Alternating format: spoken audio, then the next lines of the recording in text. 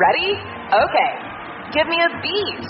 Beach. Give me great food. Tacos. Give me adventure. Hiking. Give me a date night. Sunset cruise. Give me some smiles. Cheese. Give me more beaches. Beaches. What's that spell? San Diego. If you're happy and you know it, San Diego is the place to show it. Book your trip at sandiego.org. Funded in part with the City of San Diego Tourism Marketing District Assessment Fund. Let's hit it. Give me a vacation. Give me a wave. Surfing. Give me a city tour. The trolley. Give me animals. The zoo. Give me some sea life. Give me museums. Balboa Park. Give me a woo. Roller coaster. What's that spell? San Diego. If you're happy and you know it, San Diego is the place to show it. Book your family vacation at sandiego.org. Funded in part with the City of San Diego Tourism Marketing District Assessment Fund. Ready? Let's go. Give me a vacation. Give me a golf course. Let's get a water sport. Can I get excursions? Time for chill vibes. How about a garden tour? Give me a dolphin. What's that spell? San Diego. If you're happy and you know it, San Diego is the place to show it. Book your trip at sandiego.org. Funded in part with the City of San Diego Tourism Marketing District Assessment Fund.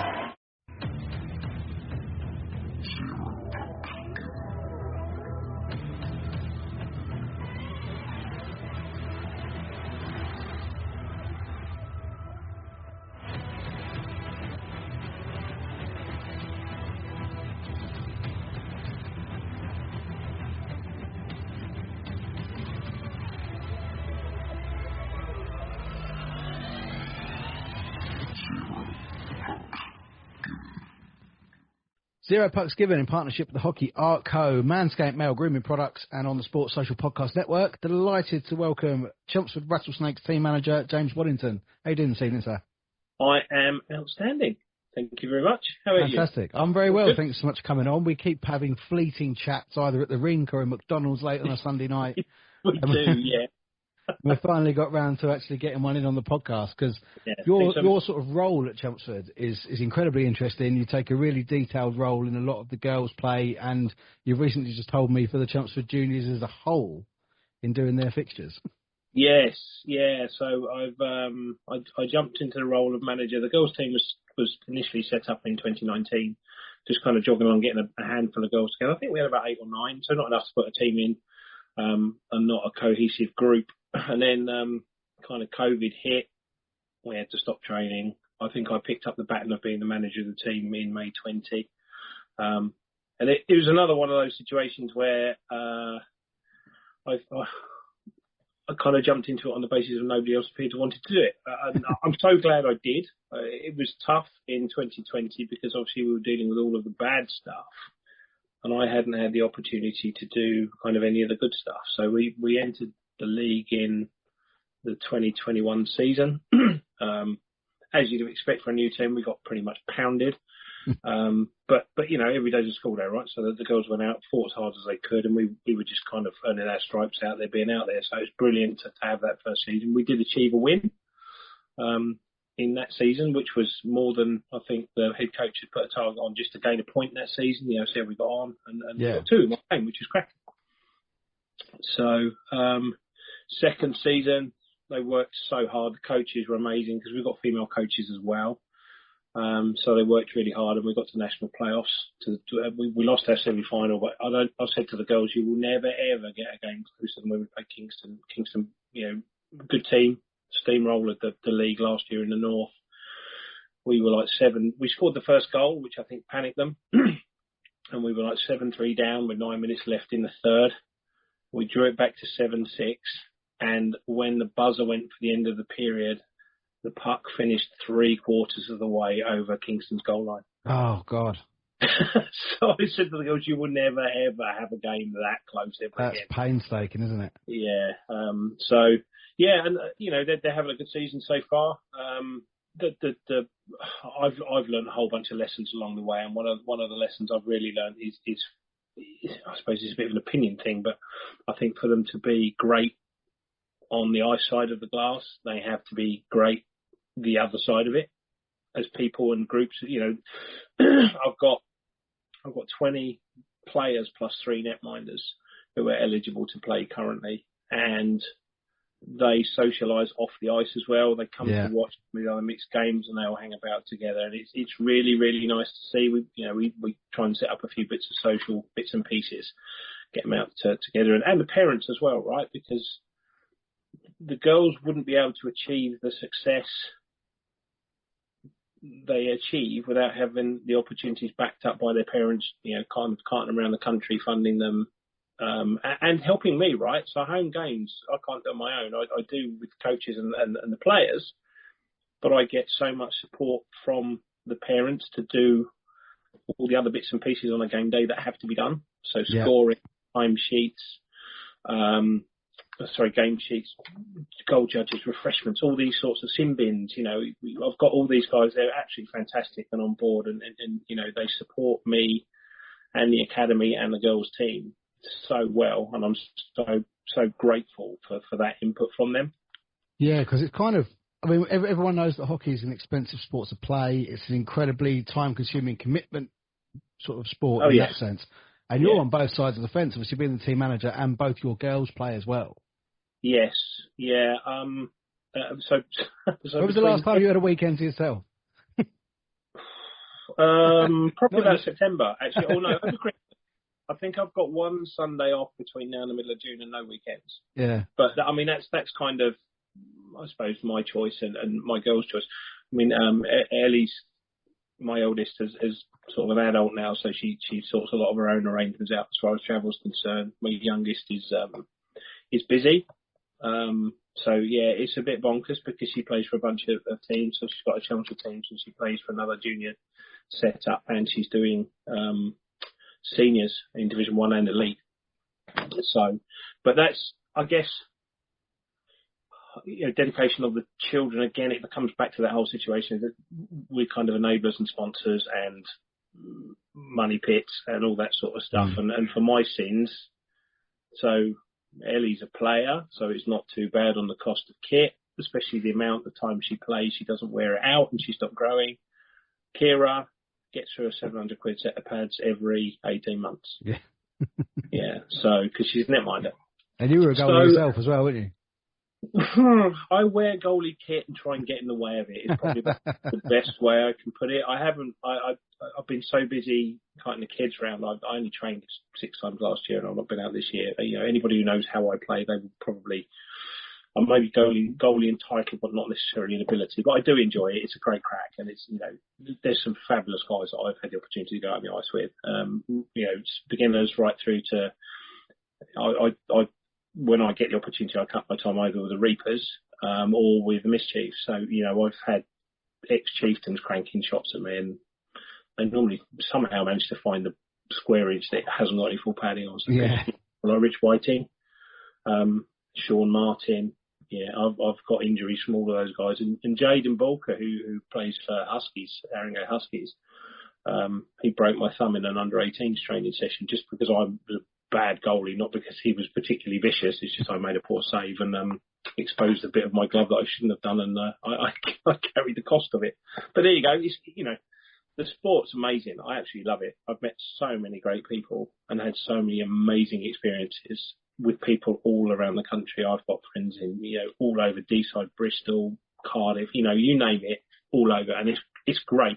And I've had these conversations with some of the girls when we've had late night training over in Guildford.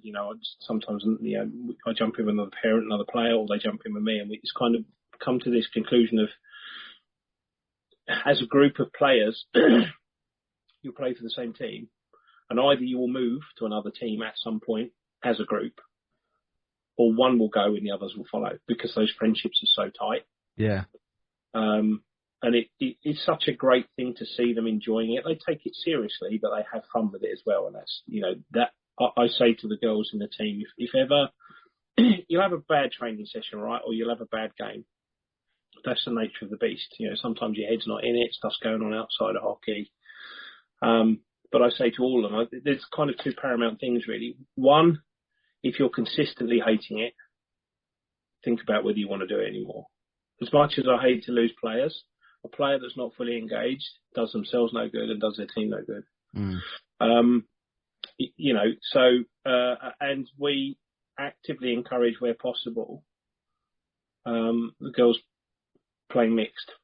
Yeah. So, I mean, some call it boys is mixed. Obviously, the percentage of girls that play mixed hockey, in quotes, is nowhere near 50-50. No. But the experiences they get doing that are... So women's and girls hockey is contact but non-checking, right? So you can't be smashing people off the puck. Obviously, when you play mixed from under 14s upwards, you've got checking going on. And it does make them, it gives them exposure to faster play and more physical play. So when they bring that back to the girls' game, they are much better players for it. Yeah. So, I mean, me personally and Jenny Bolton, who's the captain of the Cobras, she's my head coach, and all the other guys, if we say to the girls, if you get the opportunity to train and or play mixed, embrace it. And then make your choices on which games you play based on how you feel and what you think is going to be best for you. And that only becomes not a problem, but a decision to be made if there's a clash between two fixtures on the same day or same time. Yeah, So, you see it a lot of, especially the juniors when they start playing up. I know Eden Rolfe, who played a fantastic game for the Chieftains last night, had played on the Saturday. I think he was supposed to play on the Sunday as well, but juniors-wise. But 18s played in Peterborough on Saturday, yeah.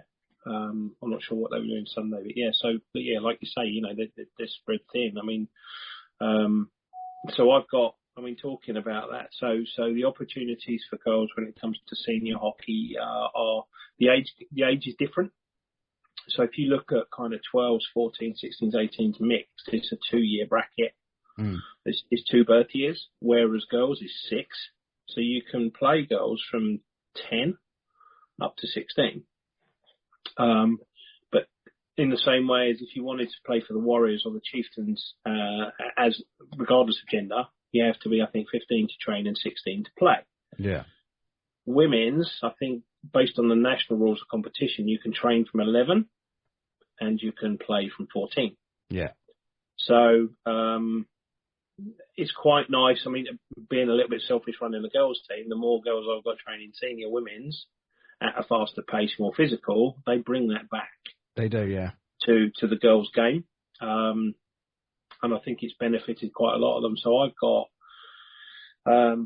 in the team that I'm very fortunate to be involved with, I've got 3 girls playing elite for Guildford Lightning and 1 training with them. I've got 3 playing for the Cobras this year and 7 playing for the Pythons.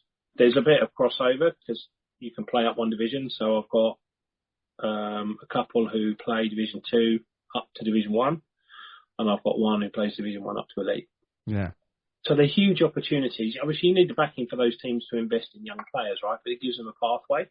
But bearing in mind they can get involved in seniors at 14 and still carry on playing junior girls hockey till 16. And if they have the capability and the ability, they can carry on playing mixed hockey till 18. Yeah, there's lots of opportunities to get on the ice then, isn't there? Yeah, for sure. So, but you know, they do bring it back, and you know, there's good relationships between the girls' team and the senior team, so that we kind of work into to go right. Okay, so I think you know the senior setup in Chelmsford, although they can train from 11, the reality is it's a numbers game, right? And you don't want to flood the ice with lots of very small people that might not necessarily have the ability to roll into that yet. So I think the Cobras and the Pythons will accept people from the age of 13 to train, as long as they turn 14 in that season.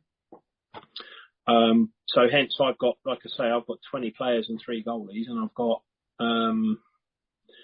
you know, a good chunk of them. So 7, 8 plus a goalie playing Division 1 and 2 in Chelmsford.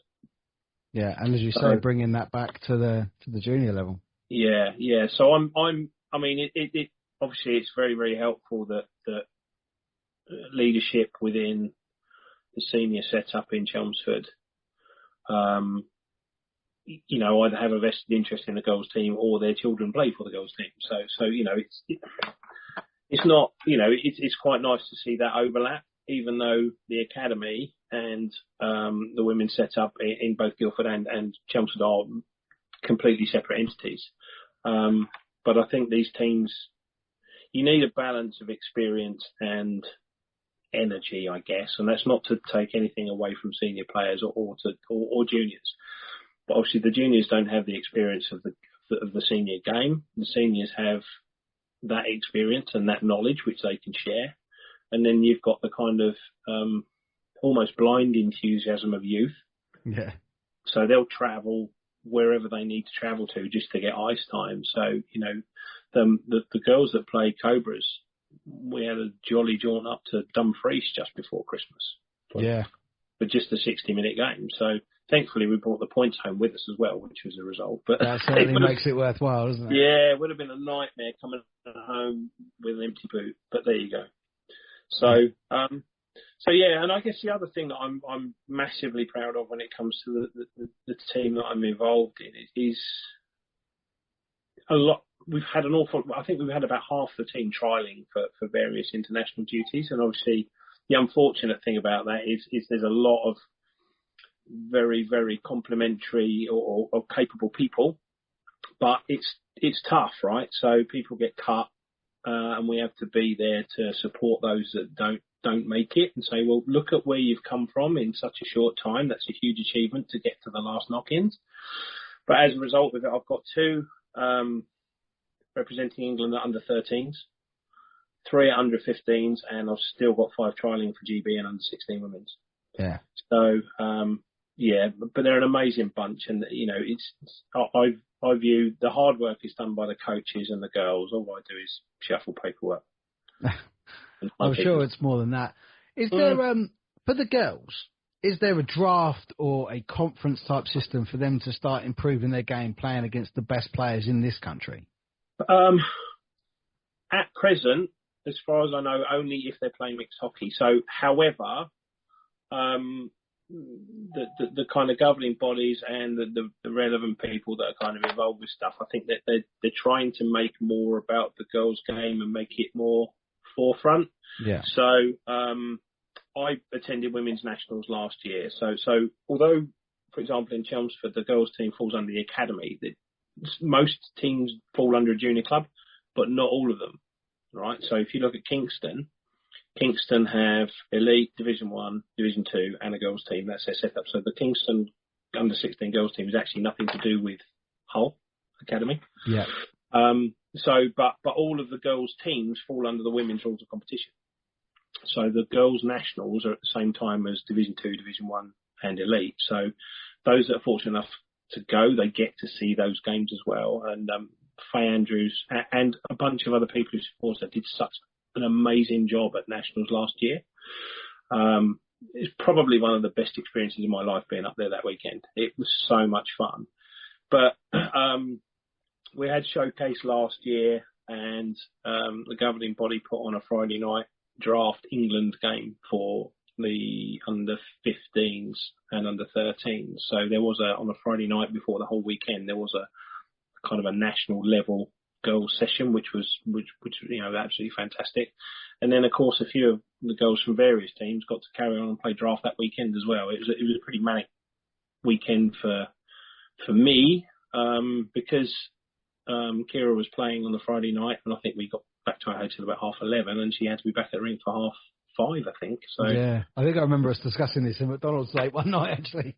Yeah, so but it's kind of from a parent's perspective and a manager's perspective. So I'm finished managing this year because Kira Age is out of the 16s, and I've got a very capable lady called Zoe who's going to kind of follow me in. She's got two girls who play. So Summer is a top 14 this year, and she has another daughter called Lola who's 9 and a goalie. So we've got 4 goalies across a really good age gap. Yeah. So we've got kind of 15, 12, 10.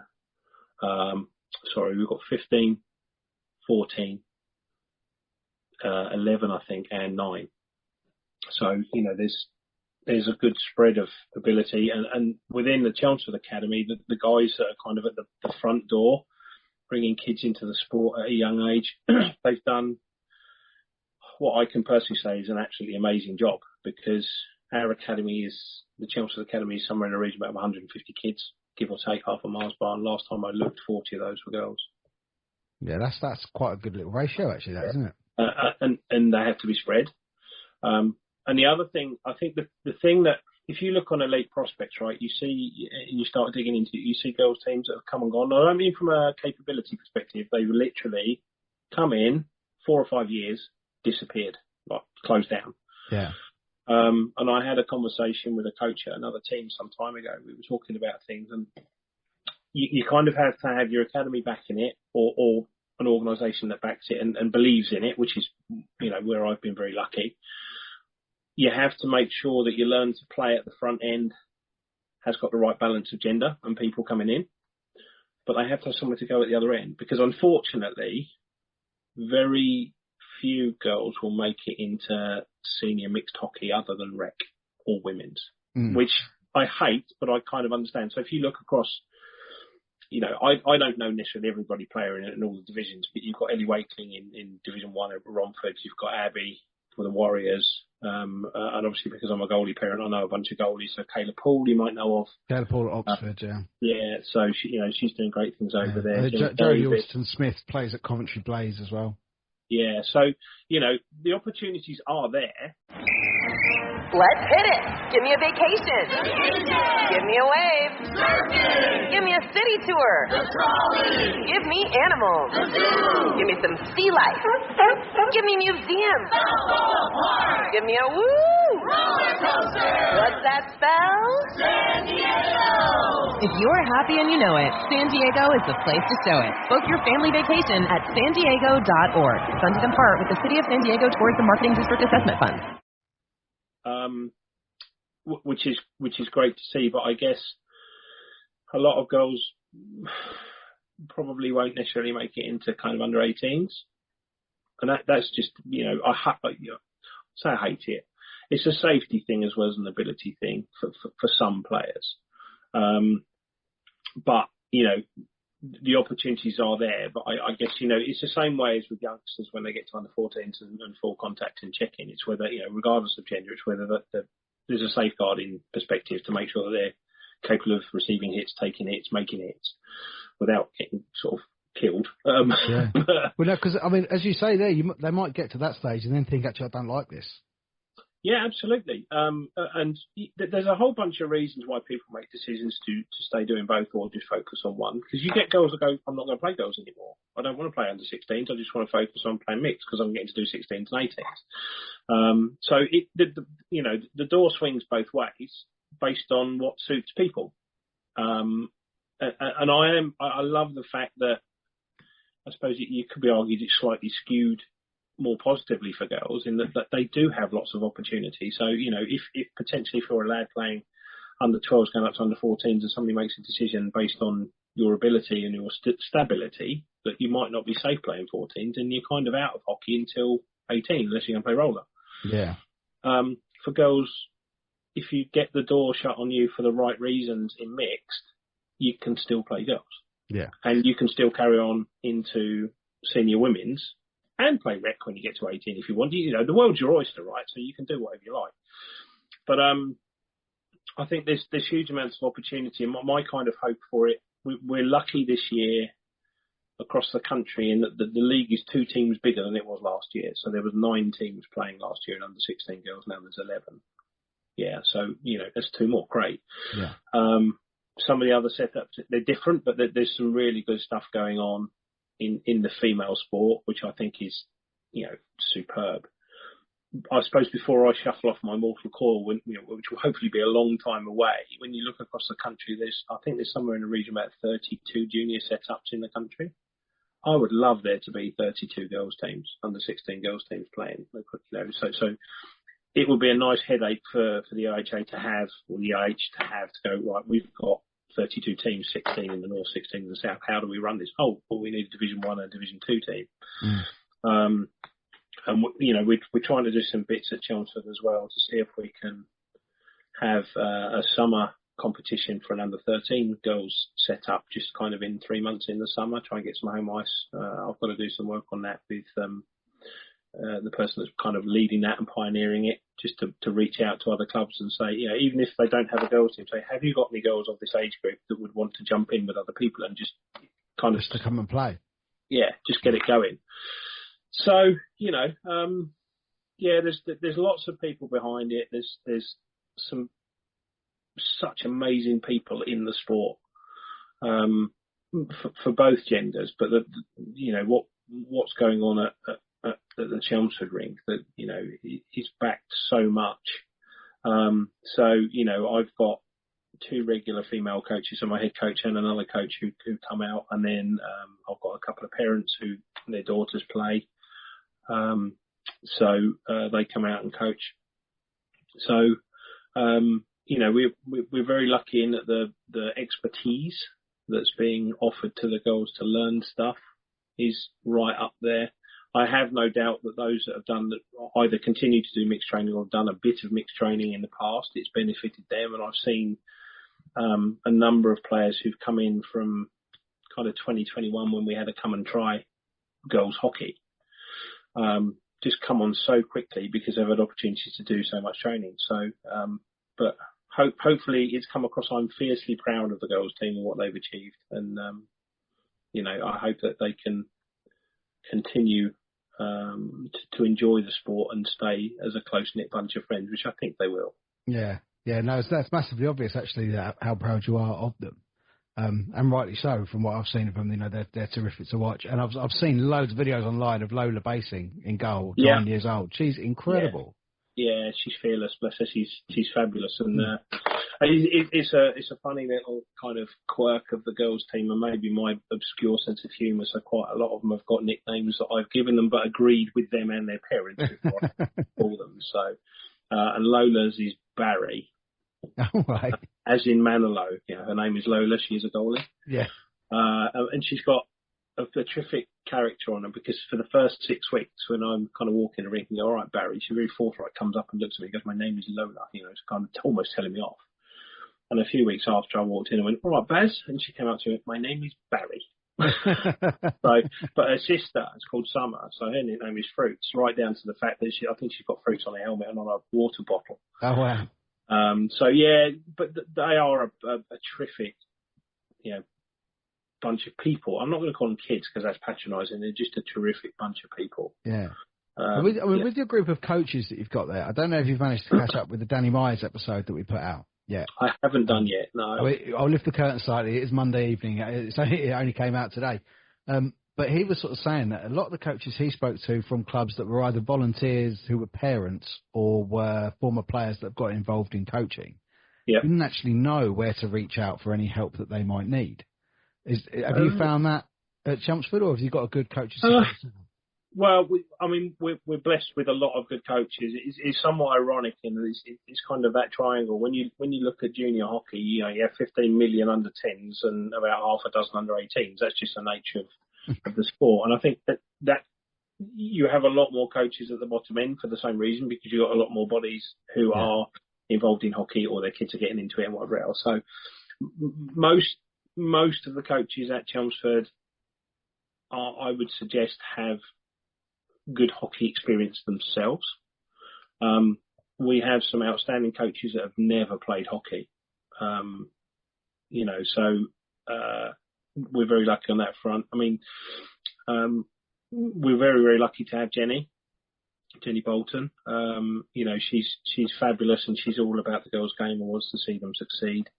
And we've got a former Cobra, and even when we started, we had Lottie Herrier helping us. She's moved away because of education and whatever else, so she's not with us anymore.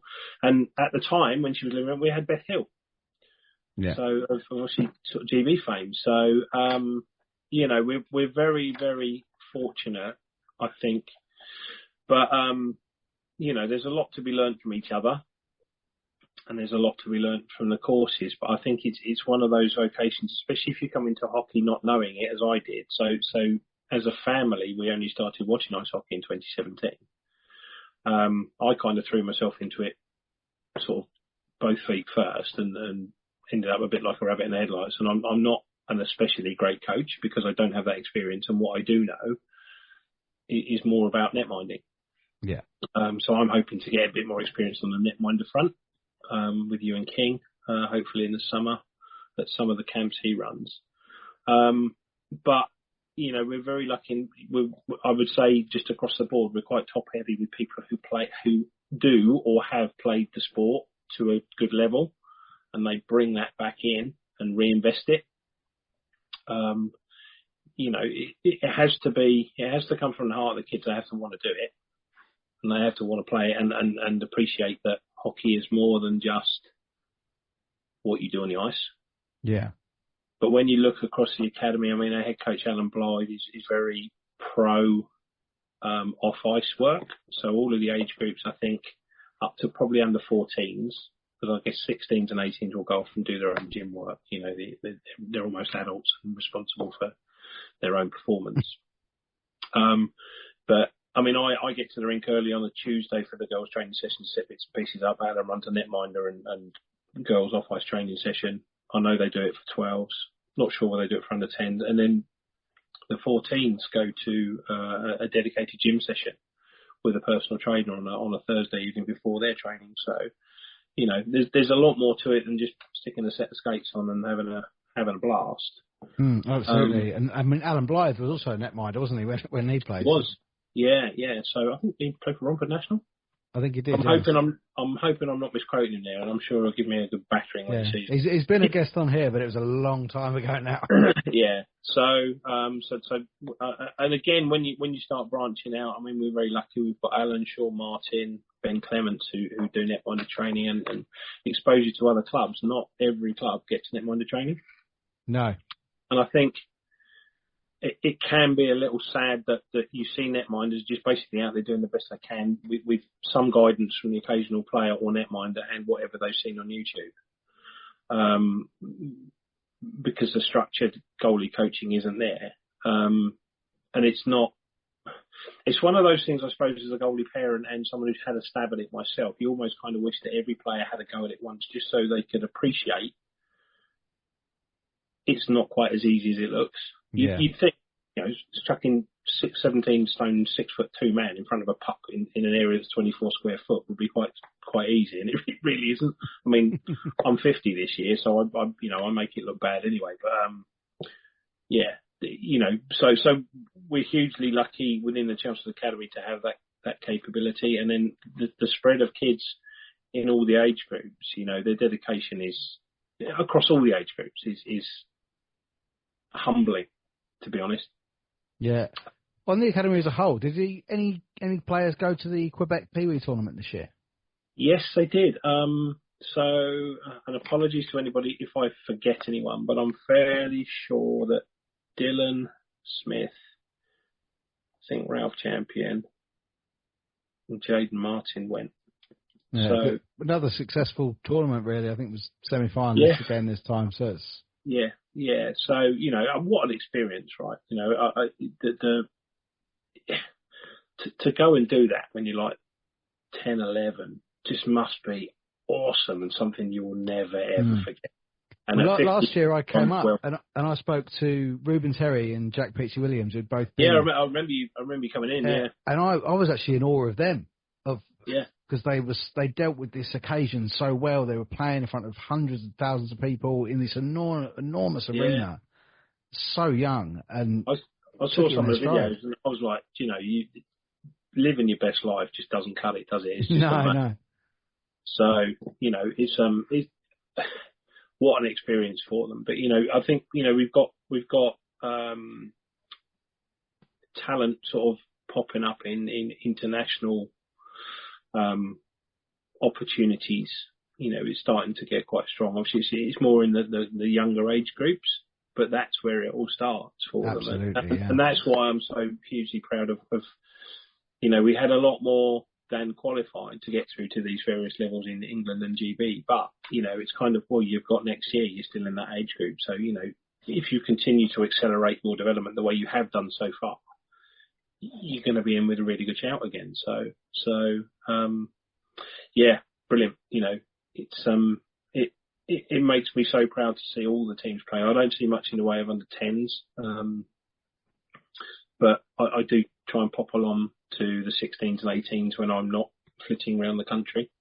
And it's great to see them, but it's also really strange when you go to all these different places and you bump into people. I mean, I went to the Colchester Zoo. I had a week off the week before last. So in Chelmsford, I expect to bump into somebody from hockey, either a Chieftains fan, a Warriors fan, a player, one of the parents. It's almost a given. And I was at Colchester Zoo and had a 15-minute conversation with Nick Stevenson, from one of the referees. So it's just, you can't get away from it, but I don't want to. So, no, not absolutely. yet. Do you think as a whole, looking at an academy like Chelmsford as a whole, that there's a problem with perhaps getting new people in, players that aren't what I would call legacy players, where their parents or their relatives have played the game, so they follow on? Are we getting in players that don't have that? I'm not fully conversed with the sort of breakdown of who's coming through learn to play, but my feeling is no. So it's quite weird when you talk to people, because you've got people who know nothing about the game wanting to give a go at it. I think the sad thing is people don't realise that ice hockey is a sport that you have to kind of start really early. If you're 11, 12 and you want to come to start play hockey, it's kind of that's really tricky, because you've got kids who've been playing 5 or 6 years by that point. And especially if you're 12, because you're stepping straight into under 14s at full contact. So my feeling would be it's probably a decent balance. Yeah. So, and then I think the learn to play has a relatively large waiting list on it. Yeah. So it's great to see so many kids who want to play. I mean, I do think the sport from a female perspective has a little bit of an image problem. So I made some reference to a come and try session that the academy sort of encouraged to be put on, and we had about 17 girls come along to that, and we've probably still got 12 or 13 of them.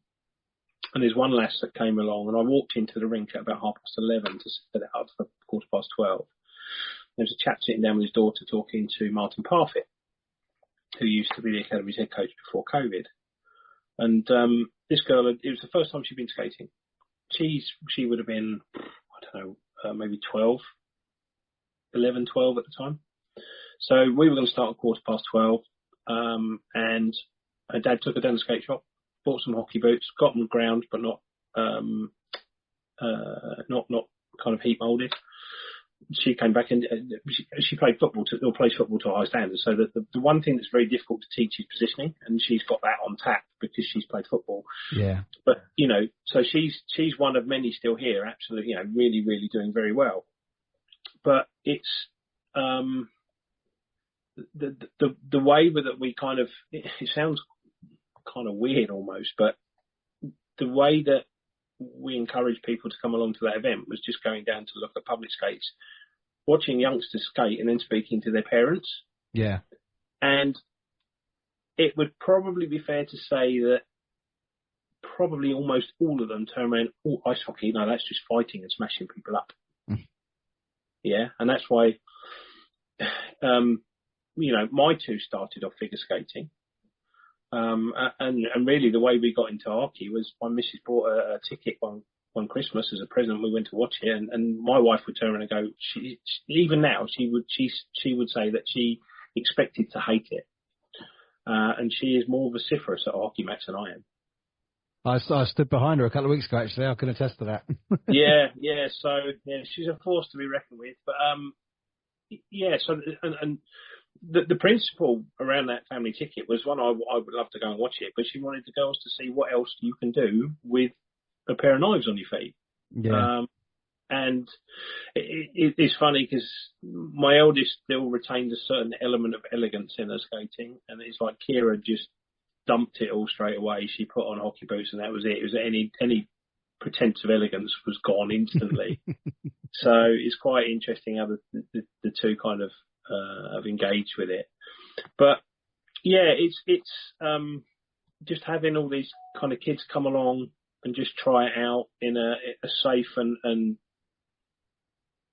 sort of nurturing environment. If you're nurturing is kind of a weird word for such a sport, but just, this is the opportunity you can do. And it was run really well by a bunch of other coaches. We used to have a guy called Ferhat Tazunda who used to come along, and he introduced women's hockey into Macedonia.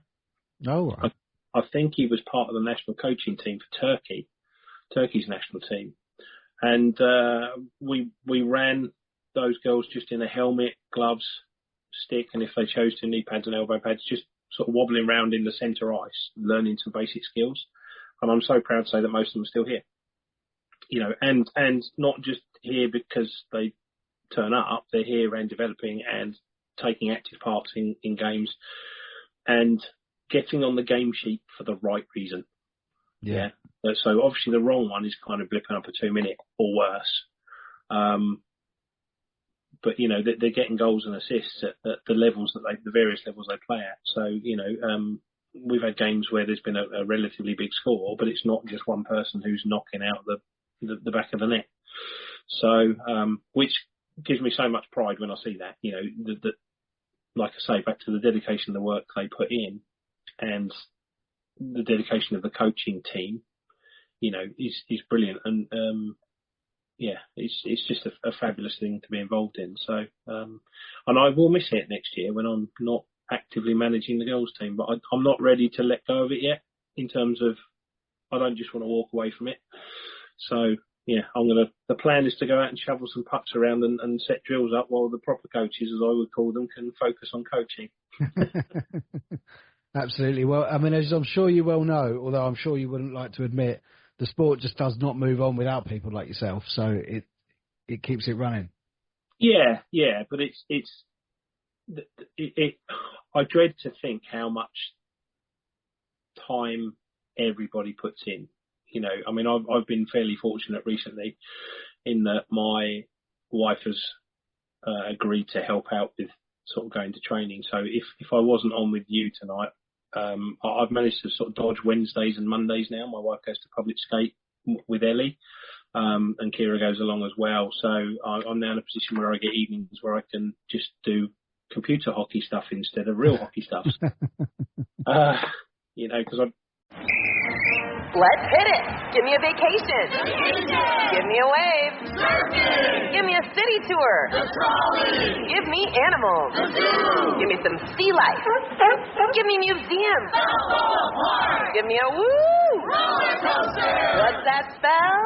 San Diego! If you're happy and you know it, San Diego is the place to show it. Book your family vacation at sandiego.org. Funded in part with the City of San Diego Tourism Marketing District Assessment Fund. I do the stats for a bunch of teams as well, because obviously game day's not quite there yet. It's coming, but it's not quite there, and people want to know. So, I do stats for the various teams that I have interfaced to one way or the other. But yeah, it was a point. It was almost a bit of a joke that I spend more time with the academy's secretary and treasurer, or more awake time, than I do with my wife. It's too quite a factor. So, but yeah, everybody, I mean, I think the thing that's great about it is obviously most people involved in the sport probably have a child who play it. Yeah. But nobody that I've come across has been that focused on just it being about their own child. If you volunteer to do whatever an academy, whether it's, helping out the game day job, even if it's making cups of tea for refreshments to raise some money for the club, everybody does it with a good grace, and there's never really any, you get tired if you're down the rink every night, standing around freezing your tailpipe off, but that goes with the territory if you've got kids that are committed to the sport and you want to name it for them. Because, I've only got 2 years left in it after this, sort of realistically. And then I personally find it very difficult to just be a parent at other organisations, because I'm fortunate in that I have the capability to provide some assistance. So sometimes I help out in a Warriors game and I go and sit in the penalty bin just to help out there. But I'll voluntarily go and fill the water bottles up during the break because I know it needs to be done. But, just having the opportunity, and you gain the knowledge through experience, and having the opportunity to do all these different things is great. And that's why I just love it so much, because you're constantly around the sport And, there's lads playing in the Warriors and the Chieftains that have aged out that I've seen come through 18. So I haven't been around it that long. But, when you see Benji Powell, Frankie Clover, Josh Fore, and a whole bunch of other guys out there, Luke Conley in goal, all these guys living their best life with hockey, regardless of what the results might be. They're going out, and it's nice to see them progressing on to the next big thing after the academy. Yeah. At whatever level. So, and holding that enjoyment as well. Yeah, absolutely. I mean, obviously, I guess senior hockey is like it's a fairly big commitment, right? Because you're probably paying another 50% of games on top to what you would have done as a junior. If you're a 16 and you're playing 16s and 18s, you've probably got a lot of coverage. But once you get into 18s, it all starts to slow down. So then suddenly, if you're being thrust into Division 2 and Division 1 at the same time, where they're playing like 30 plus games a season, it suddenly starts to get very busy and you start racking the miles up again. The only flip side is when they're 18, you go, well, you've got a driving licence and I'll bung you some money. See you later. But yeah, I find it really difficult to not be involved. But it's just something I'll have to live with at some point. Yeah, I think, to be fair, I'm quite similar. I like to get jump in with both feet if I get involved in anything. And after myself and my daughter started to come and watch the Chieftains just before COVID, and then when we come back afterwards, and that's when I kind of looked around and said, I can't find any stuff online about the league or about the game. I was like, well, let me start this. And it went from me speaking into my phone for half an hour to me sitting in this sort of mini recording studio in my house with my wife looking through the door going, how much longer are you going to be in there? So I have to ask you a big question. You've got a daughter, does she skate? Yeah, she does, but she's not really interested. I've tried to I have tried. She when I had Vicky Feidler on, who was involved in Cobras on that thing, she asked me exactly the same question. And Josh was boxing before COVID. And that could serve her well in hockey. Yeah. I've got permission from her mum to actually turn her over amateur. Oh, wow. We were all good to go. And from the people, from my involvement in the sport and the people I knew in the coach of the sport, they'd said, she's got it. If she goes amateur 2-3 years, she'll be a national champion because she's got it. Yeah. And COVID hit, it all stopped, and she's not gone back to it since. I think the thing is as well, to the point, you can't force a person to do something they don't want to do. My thing when I was younger was golf. And my dad was a fabulous guy for so many reasons. But he wanted me to be a really good golfer, and I probably could have been. But because he wanted me to be, it's like, well, I'm not going to do something you want me to do. Why would I do that? It's just, I think it's a natural thing of kids. It's kind of, so what I've tried to do with both of mine is encourage them to do it and say, look, if you don't want to do it, don't do it. If you do want to do it, I want you to do it for you, not for me. Yeah. So, if either of them have a bad day at the office, I'll never say, well, that was bad, that was, and it's the same with any other girls, I try and lift them, right? So it's kind of, when it comes to my two, it's, well, that didn't look right, why don't you speak, maybe you just need to speak to one of your coaches and either validate what my thoughts are or come back to me and go, no, we do it this way because of X, Y, Z. Because I don't know everything. Kira was a much better netminder within 6 months of her picking up a set of pads than I will ever be. And Ellie's a better rink skater. I mean, the last time I went on a rink as a player, Russ Rickett upended me, not maliciously. He got his stick caught in my skate, thought I was holding his stick and yanked it, and I went up and landed with my knee in my chest and smashed my head on the ice. I'm like, do you know, I'm going in goal, it's safer. Well, I'm really hoping actually to get a go with the Reapers at some point. They do keep sort of offering the extended hand out. Do it. Yeah, honestly. I really do want to have a go. I played a bit of roller hockey as a kid because I couldn't afford to play ice hockey and I was a little bit too far away from Chelmsford. But I'm really, really eager to give it a go. Honestly, they're a great bunch of guys as well, and that's kind of where I went out with the Mischiefs and the Reapers.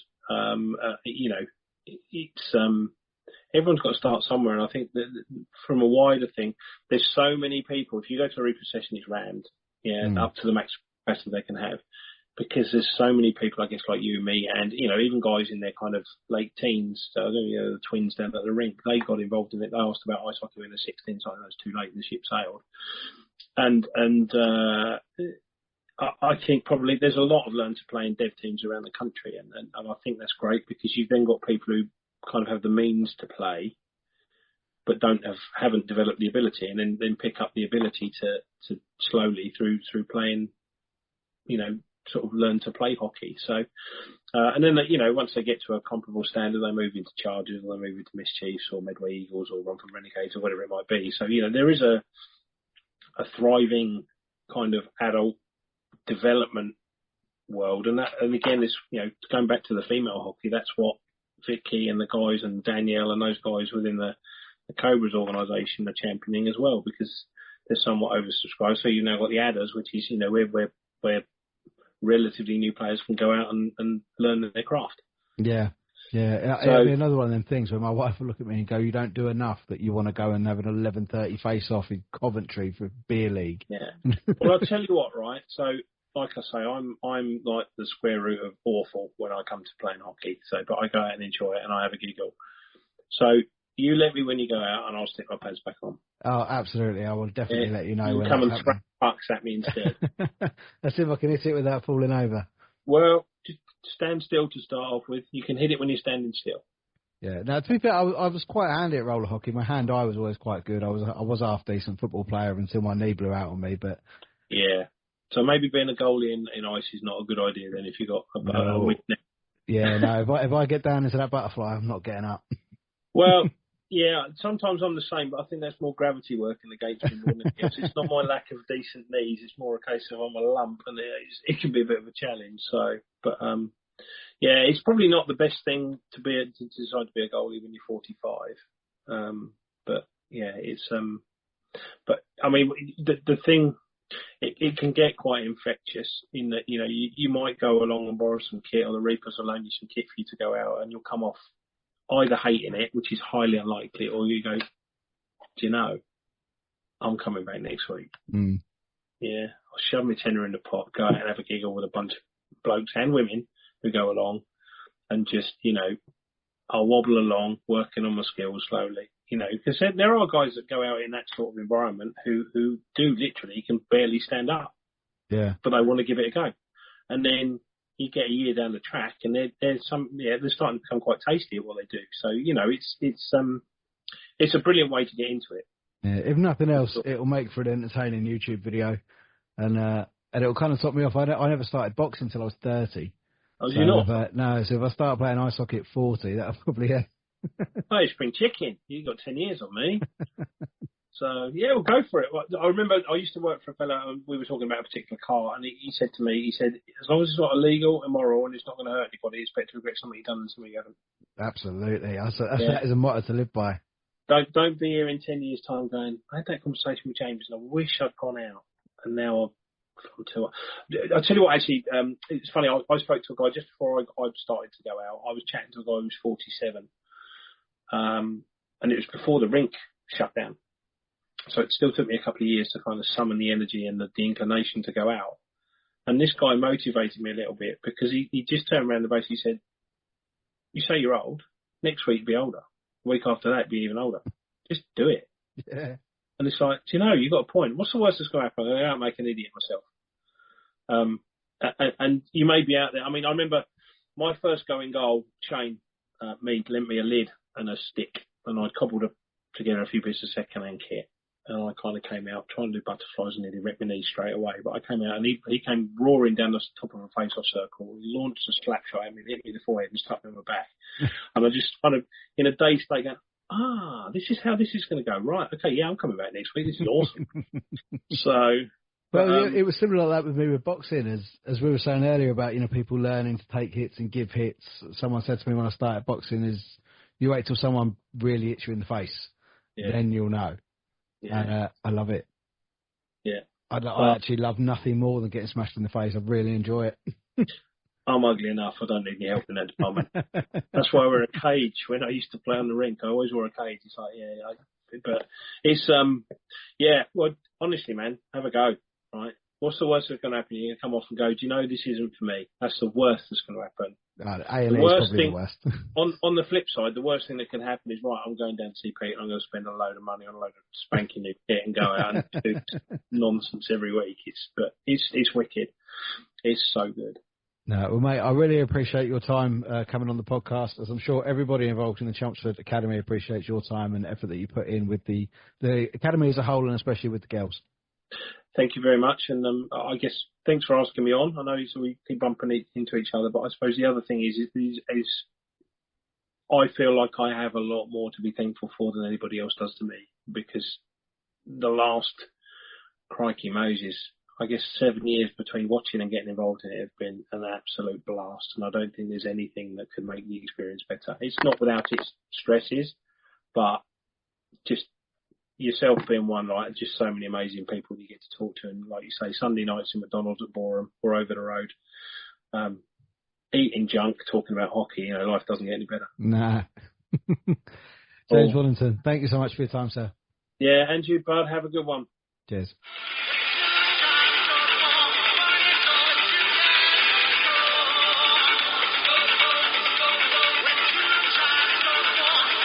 Hey guys, it's Ben from Zero Pucks Given. I just want to tell you a little bit about our new sponsor on the podcast, Manscaped. A lot of modern men now do enjoy some manscaping. I myself, as a bald man, I take care of my hair myself, but I like to keep my beard nice and trim, and I like to keep my eyebrows, my ears, my nose, and my chest and my private area all quite sort of neat and tidy as well. And as someone who's done their own grooming for a long time, I've always struggled to find a trimmer that was actually really, really easy to use, really good quality, and a wireless one particularly that held a good charge. Normally, sort of one go over my beard and that's it, they're dead. So when Manscaped sent me their products and asked to be involved with the podcast, I absolutely jumped at the chance, because I've been wanting to try their products for an awful long time. And now I finally have. I can tell you with absolute integrity, this is the best wireless trimmer I have ever used. This is the Manscaped Lawnmower 5.0. It's really, really solid piece of a kit. It's designed brilliantly so it fits in your hand. There's a nice rubber grip on it. The buttons are nice and solid. It's also waterproof, so you can use it in the shower as an interchangeable head, so that you can change it for this little sort of close shave razor there to do the sort of more sensitive areas, get the skin nice and tight, and sort of go over that so you don't get any long hairs. One of the most impressive things about this is this blade has skin-safe technology. So even if you're not being overly careful, you will not cut yourself, you will not nick yourself. And when you're doing those sort of more private areas, that's incredibly important, and something that I've always struggled with in the past, to find something that was really safe to use in that area. And the fact that you can do this in the shower just means you don't make any mess anywhere either. Now, as a product, that's probably the best wireless trimmer I've used. Obviously, with the width of it, it doesn't fit up your nose or in your ears. So they have the Weed Whacker 2.0. Again, brilliant design so that it fits perfectly in your hand. It's got a really good rubber coating, a really sturdy button, and the motor in it sounds like a Tesla when you start it up. And if you just trim your nose hairs and your ears hairs, no pain whatsoever. The motor spins so fast that it just trims everything down really, really low. And it's a fantastic product. Another part of the set they sent me is a little lotion, an aftershave lotion to put on yourself after you've shaved, particularly more in that private area, because you don't want any sort of flare-ups going red or any sort of itching to happen down there. And this is absolutely fantastic. And then once you've done that, you can use what they call the crop preserver, which is actually a sort of form of lotion and deodorant for your balls, which is absolutely brilliant. And it's a feeling, particularly as I travel a lot for my work. So I'm sitting in a vehicle a lot of the time driving, and no itching, no chafing whatsoever. This stuff is absolutely amazing. As soon as I run out of this, I'm buying more, because it's absolutely terrific. When you get this package from Manscaped, you also get boxer shorts, which are bamboo, and then sort of a silk lining in the middle, which just feels absolutely incredible, and a really solidly built waistband as well, which is brilliant on a good pair of boxer shorts. And I mean, I don't know if this comes in it as well. This T-shirt came with me because I'm going to be promoting Manscaped as long as they want to be involved with the podcast, and I think it's great products. A great little wash bag as well. So if you want to buy any Manscaped products, head over to manscaped.com. Have a little look through what they've got, decide what it is you think is going to be best for you, and then when you check out, make sure you use the code 0PUCKS, all one word, all caps, and that will get you 20% off plus free shipping all over the world. I think it's an absolutely brilliant deal. It's for male grooming. It's the best product I've ever used.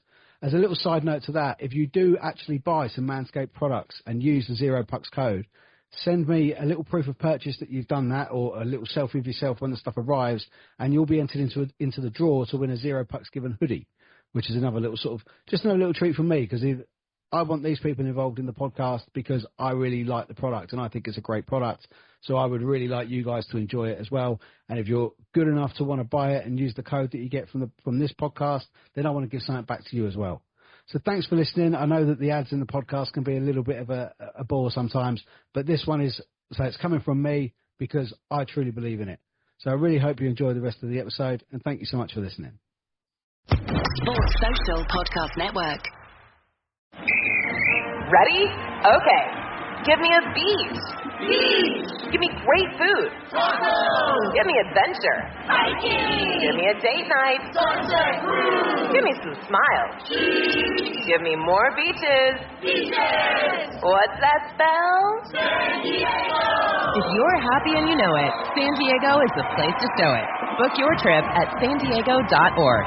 Funded in part with the City of San Diego Tourism Marketing District Assessment Fund.